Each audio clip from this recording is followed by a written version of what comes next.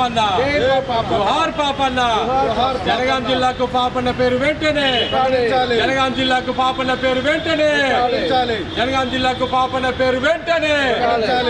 ఈరోజు జైహింద్ గౌడ్ గారి ఆధ్వర్యంలో జనగామ జిల్లాకు సర్వాయి పాపన్న గారి నామకరణం చేయాలనే ఉద్దేశంతో ఒక సైకిల్ యాత్ర నిర్వహించడం సంతోషకరమైన విషయం. ముఖ్యంగా సర్వాయి పాపన్న బహుజన నాయకుడు.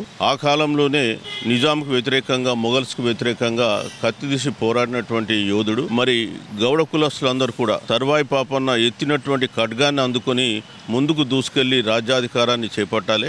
100 అడుగుల చెట్టును ఎక్కగలిగే ధైర్యం ఉన్నటువంటి గౌడన్నలు మరి 3 అడుగుల ఎత్తున్నటువంటి రాజ్యాధికారాన్ని అందుకోవడంలో వెనుకబడిపోతున్నారు. మరి ఈ విషయాన్ని ఎన్నడో సర్వాయి పాపన్న గారు నిరూపించారు. మేము ఎవరికి తీసిపోమని చెప్పేసి.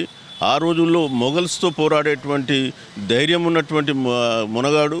మరి అట్లాంటి వ్యక్తిని ఆ కులంలో పెట్టుకొని మరి వారి స్ఫూర్తి పొంది రాజ్యాధికారం చేపట్టకుండా ఈరోజు ఇంకా బానిసల్లాగానే మనం జీవించాల్సిన పరిస్థితి ఏర్పడుతుంది.